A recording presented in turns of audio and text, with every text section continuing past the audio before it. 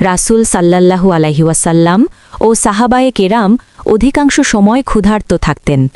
ক্ষুধার যন্ত্রণা অসহনীয় হলে তারা তা অন্যের কাছে প্রকাশ করতেন। আবার নিজের ঘরে যা কিছু থাকত তা দিয়ে অতিথির আপ্যায়ন ও সমাদর করার চেষ্টা করতেন।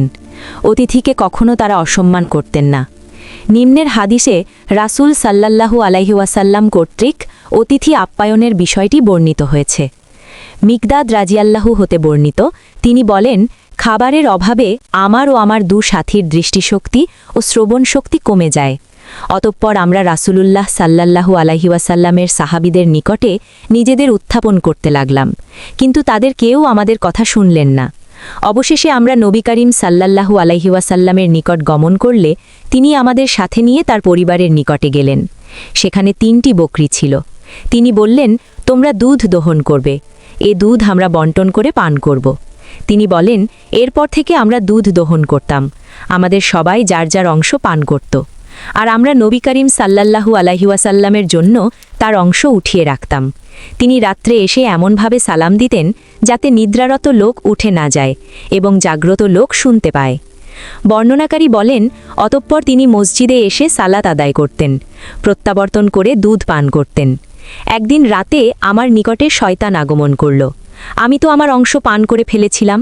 সে বলল, মুহাম্মদ সাল্লাল্লাহু আলাইহি ওয়াসাল্লাম আনসারদের নিকটে গেলে তারা তাকে উপঢৌকন দিবে এবং তাদের নিকটে তারে অল্প দুধের প্রয়োজনীয়তাও ফুরিয়ে যাবে। অতঃপর আমি এসে সেটুকুও পান করে ফেললাম। দুধ পুরোটা পান করার পর আমি বুঝতে পারলাম যে এ দুধ বের করার আর কোনো উপায় নেই। তখন শয়তান আমার থেকে দূরে সরে গিয়ে বলল, তোমার ধ্বংস হোক, তুমি এ কি করলে? তুমি মুহাম্মদ সাল্লাল্লাহু আলাইহি ওয়াসাল্লামের দুধ পান করে ফেললে। তিনি জাগ্রত হয়ে যখন তা পাবেন না, তখন তোমার উপর বদদুয়া করবেন। এতে তোমার সর্বনাশ হয়ে যাবে এবং তোমার ইহকাল ও পরকাল সব নিঃশেষ হয়ে যাবে। সে সময় আমার শরীরে একটা চাদর ছিল। আমি যদি তা আমার দু পায়ের উপর রাখি তাহলে আমার মাথা বের হয়ে পড়ে, আর যদি তা আমার মাথার উপর রাখি তাহলে আমার দু পা বেরিয়ে পড়ে। কিছুতেই আমার ঘুম আসছিল না। আমার সাথীর দ্বয় তো নিদ্রাচ্ছন্ন ছিল, তারা তো আমার মতো কাজ করেনি। তিনি বলেন, অতঃপর নবী করিম সাল্লাল্লাহু আলাইহি ওয়াসাল্লাম আগমন করে যেভাবে সালাম করতেন সেভাবেই সালাম করলেন। এরপর মসজিদে ঢুকে সালাত আদায় করলেন। অতঃপর দুধের নিকটে এসে ঢাকনা খুলে সেখানে কিছুই পেলেন না। এরপর তিনি নিজ মাথা আকাশের দিকে তুললেন। আমি তখন মনে মনে বললাম, এখনই হয়তো আমার উপর তিনি বদদুয়া করবেন আর আমি নিঃশেষ হয়ে যাব। তিনি বললেন, হে আল্লাহ, যে লোক আমার খাবারের ব্যবস্থা করে তুমি তার খাদ্যের ব্যবস্থা করো, আর যে আমাকে পান করায় তাকে তুমি পান করাও। মিকদাদ রাজিয়াল্লাহু বলেন, তখন আমি চাদরটি গায়ে বাঁধলাম এবং একটি ছুরি নিলাম। এরপর এ ভেবে বকরিগুলোর কাছে গেলাম যে এদের মধ্যে যেটি সবচেয়ে বেশি মোটা তাজা আমি সেটি রাসূলুল্লাহ সাল্লাল্লাহু আলাইহি ওয়াসাল্লামের জন্য জবহ করব। সেখানে গিয়ে দেখলাম সেটি দুধে পরিপূর্ণ এবং অন্যান্য সব বকরিও দুধে পরিপূর্ণ। অতঃপর আমি মুহাম্মদ সাল্লাল্লাহু আলাইহি ওয়াসাল্লামের পরিবারের একটি বাসন নিয়ে এলাম যার মধ্যে তারা দুধ দহন করতেন না। মিকদাদ রাজিয়াল্লাহু বলেন, আমি তার মধ্যেই দুধ দহন করলাম, এমনকি বাসনের উপরের অংশে ফেনা ভেসে উঠল। অতঃপর আমি রাসূলুল্লাহ সাল্লাল্লাহু আলাইহি ওয়াসাল্লামের নিকট আগমন করলাম। তিনি বললেন, তোমরা কি রাত্রের দুধ পান করেছ? আমি বললাম, হে আল্লাহর রাসূল, আপনি পান করুন। তিনি পান করে আমাকে দিলেন। আমি বললাম, হে রাসূল আল্লাহ, আরও পান করুন। তিনি পান করে আমাকে দিলেন।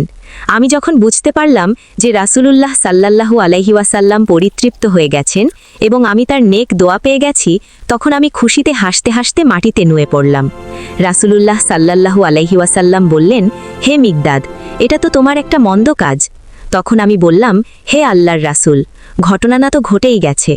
তখন নবী সাল্লাল্লাহু আলাইহি ওয়াসাল্লাম বললেন, এটা একমাত্র আল্লাহর মেহেরবানি। তুমি কেন আমাকে জানালে না? আমরা আমাদের সঙ্গীতদ্বয়কে জাগাতাম, তাহলে তারাও এর অংশ পেত। আমি বললাম, যে মহান স্রষ্টা আপনাকে সত্য দিন সহ প্রেরণ করেছেন তার কসম, আপনি যখন পেয়েছেন এবং আমি যখন আপনার সঙ্গে ভাগ পেয়েছি তখন আর কারো পাওয়া না পাওয়ার ব্যাপারে আমি পরোয়া করি না।